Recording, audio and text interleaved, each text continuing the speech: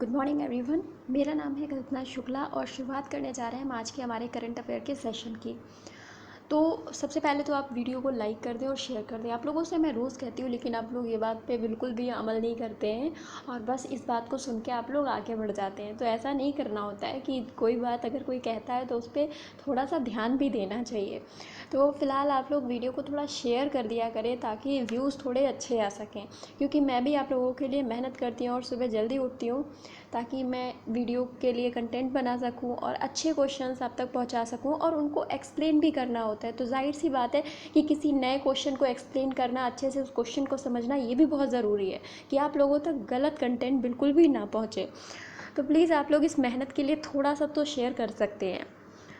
आज है 7 अगस्त से रिलेटेड क्वेश्चंस पे हम डिस्कशन करने जा रहे हैं। तो पहले क्वेश्चन की तरफ चलते हैं और पहला क्वेश्चन इंपॉर्टेंट है, ध्यान दीजिएगा। पहला क्वेश्चन है स्वदेशी विमान वाहक पोत जिसका नाम है विक्रांत, ये पहली बार समुद्री परीक्षण के लिए रवाना किया गया है। आपसे पूछा जा रहा है कि इसका निर्माण किसके द्वारा किया गया है।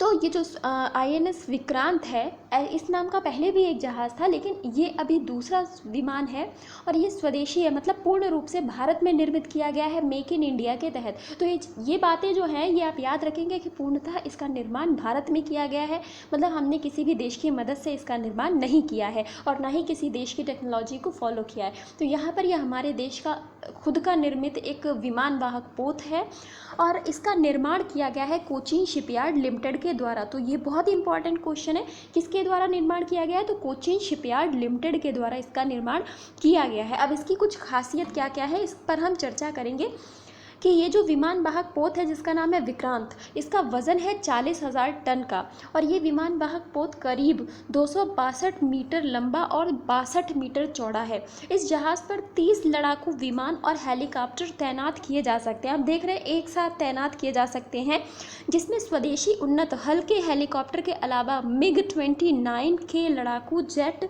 Kamov 31 airborne early warning helicopter, आप देखिए कितने हाई क्वालिटी के यहाँ पे हेलीकॉप्टर इस पर तैनात किए जा सकते हैं। इसके साथ साथ में कहा जा रहा है कि जल्द ही नौसेना में शामिल होने वाले MH-60R मल्टी रोल हेलीकॉप्टर इस पर तैनात किए जाएंगे। तो मतलब इनके नाम यहाँ पर दिए गए हैं, आप याद रखिएगा। क्वेश्चन सीधे बन सकता है अगर कथन और कारण में प्रश्न बना तो इस तरीके के ये जो हेलीकॉप्टर के नाम दे रखे हैं इनका नाम वहाँ पर डाला जा सकता है। तो जब नाम दिया गया है तो आप याद रखेंगे कि MiG-29 के, इसके साथ साथ कामोव 31, इसके साथ साथ MH-60R, ये मल्टी रोल हेलीकॉप्टर यहाँ पर इसको तैनात किया जाएगा। किसके ऊपर? INS विक्रांत के ऊपर। इसके साथ साथ इसकी अधिकतम गति तकरीबन 30 समुद्री मील लगभग 55 किलोमीटर प्रति घंटा है और इसे 4 गैस टर्बाइनों द्वारा संचालित किया जाएगा। तो ये बातें आप याद रखेंगे, इसकी गति कितनी है, इसका वज़न कितना है। ये क्योंकि जब कोई नया शिपयार्ड या कोई नई जो ऐसे विमान वाहक पोत लॉन्च किया जाता है जो कि स्वदेशी है और पहला है, तो वो बहुत ही इंपॉर्टेंट हो जाता है। मैंने कहा जहाँ पहला लग जाता है तो समझिए वो महत्वपूर्ण है आपके लिए। तो इसके बारे में इतनी सारी बातें आपको याद रखनी पड़ेंगी। अगले प्रश्न की तरफ चलते हैं।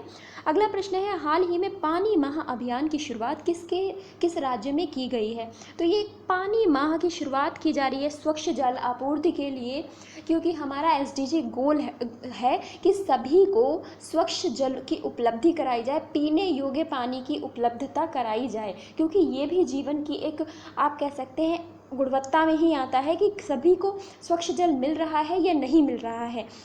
तो यहाँ पर पानी माह अभियान की शुरुआत की गई है ताकि ये स्वच्छ जल मिशन को तेज़ी से प्राप्त किया जा सके और ये शुरुआत की गई है लद्दाख राज्य में। लद्दाख इस समय बहुत चर्चा में है।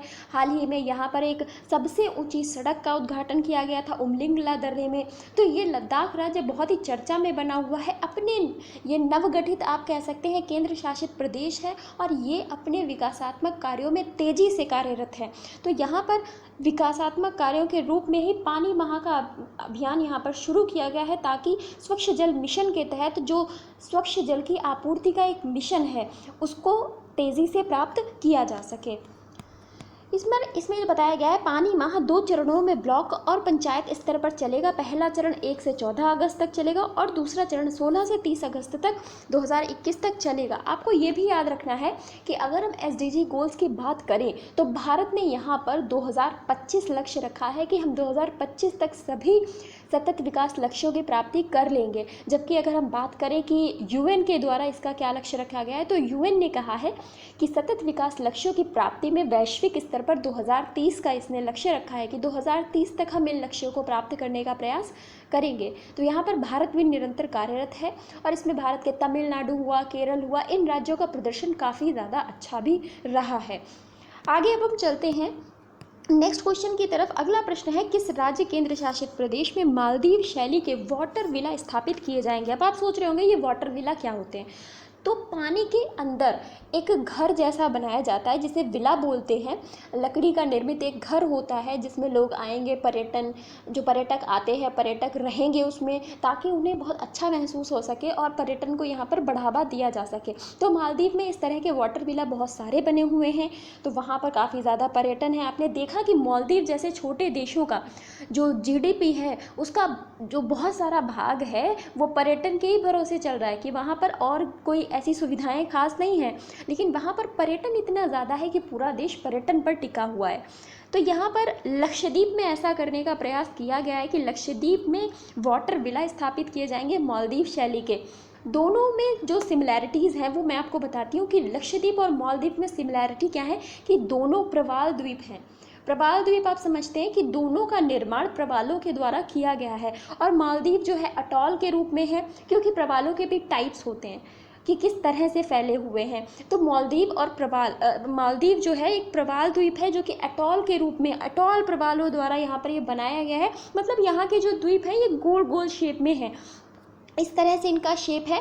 लक्षद्वीप की बात करें, ये भी एक प्रवाल द्वीप है, मतलब मूंगा की चट्टान से निर्मित है। तो इस तरीके की बातें आप बिल्कुल याद रखेंगे कि किस तरह से इसका निर्माण हुआ गया है और क्यों ये महत्वपूर्ण है, क्यों ये अलग है। तो यहाँ पर प्रवाल द्वीपों की उपलब्धता है, इसलिए ये महत्वपूर्ण है। तो लक्षद्वीप में यहाँ पर वाटर विला बनाए जाएंगे, बहुत ही आकर्षक जगह है, पर्यटन को यहाँ पर बढ़ावा दिया जा सकता है। इसी के प्रयास के रूप में हम यहाँ पर ये वाटर विला को देख रहे हैं।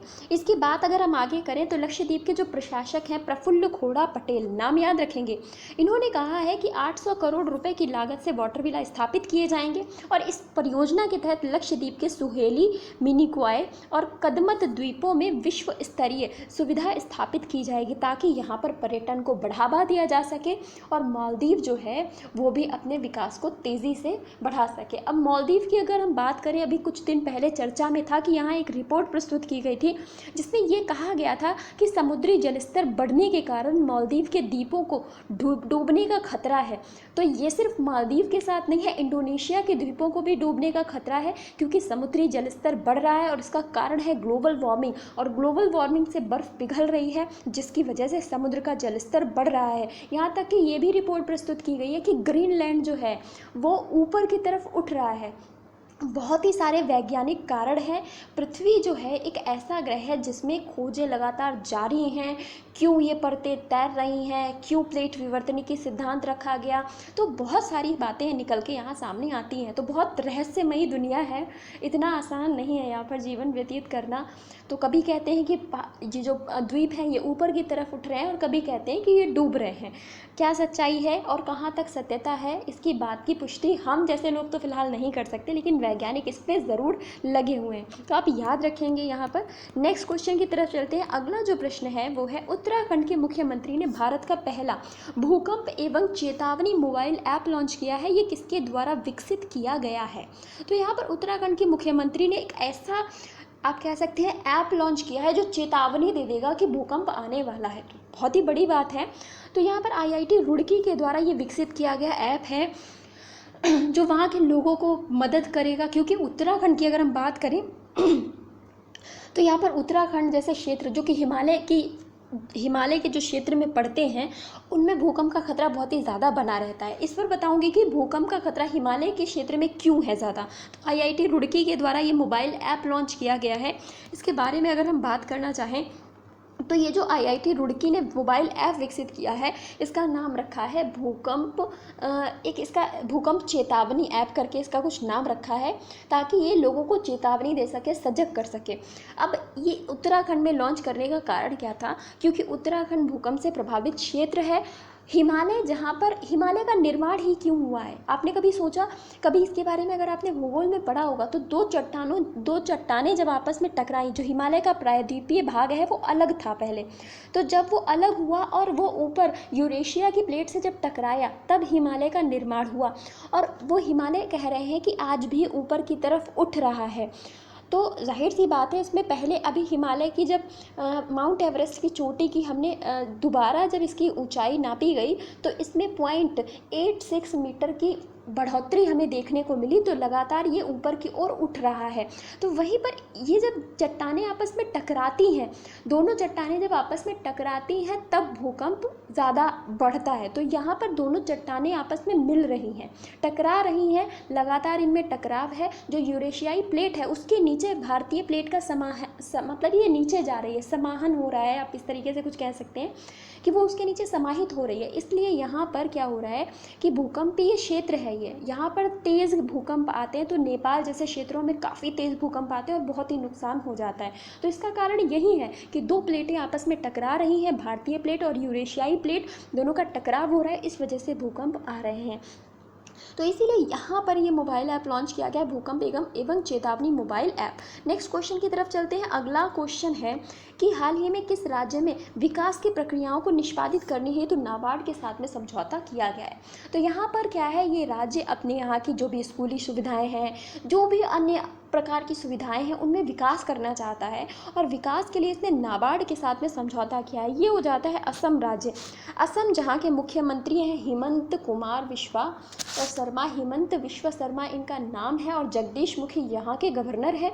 तो अगर हम बात करें असम की, असम ने यहाँ पर अपने यहाँ परियोजनाओं को विकासात्मक कार्यों में लगाने के लिए, इसके साथ साथ में यहाँ के विकासात्मक कार्यों में तेज़ी लाने के लिए नाबार्ड के साथ में समझौता किया है, ताकि नाबार्ड जो है वो असम की मदद करे और मदद करने के साथ साथ असम के विकासात्मक कार्यों में उसकी थोड़ी सी हेल्प कर सके। इसलिए नाबार्ड के साथ में यहाँ पर समझौता किया गया है असम सरकार के द्वारा। तो ये आप याद रखेंगे। अगले प्रश्न की तरफ चलते हैं। अगला प्रश्न है, केंद्रीय मंत्रिमंडल ने समग्र शिक्षा योजना को कितने वर्षों तक जारी रखने की मंजूरी दे दी है? तो यहाँ पर समग्र शिक्षा योजना को 5 और वर्षों तक जारी रखने की यहाँ पर घोषणा की गई है। तो अब ये जो योजना है 31 मार्च 2026 तक लागू रहेगी। 1 अप्रैल 2021 से लेकर के 31 मार्च 2026 तक। तो 2026 आप याद रखेंगे, 2026 तक अब ये योजना चलेगी, समग्र शिक्षा योजना, जिसके तहत जो विद्यार्थी हैं उनको अच्छी सुविधा उपलब्ध कराई जाएगी स्कूलों में। यहाँ पर उनके विकासात्मक कार्यों पर ध्यान दिया जाएगा। इस वजह से ये योजना काफ़ी चर्चा में रही है।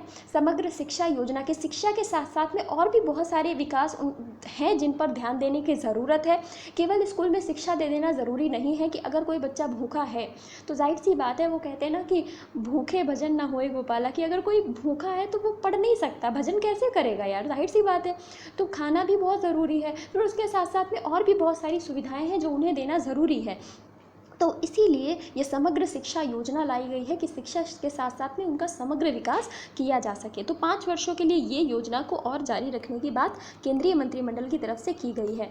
तो यहाँ पर इसकी तारीख बता दी कि 5 वर्षों की अवधि के लिए 1 अप्रैल 2021 से 31 मार्च 2026 तक जारी रखने की मंजूरी दी है, जिसमें कुल वित्तीय परिव्यय जो है 2,94,283.04 करोड़ रुपये का यहाँ पर व्यय बताया गया है कि सरकार के द्वारा किया जाएगा। नेक्स्ट क्वेश्चन की तरफ चलते हैं। अगला जो प्रश्न है, हमारा अगला प्रश्न है, एपीडा ने कृषि निर्यात को बढ़ावा देने के लिए किस शहर में स्थित कृषि विज्ञान विश्वविद्यालय के साथ समझौता ज्ञापन पर हस्ताक्षर किए हैं?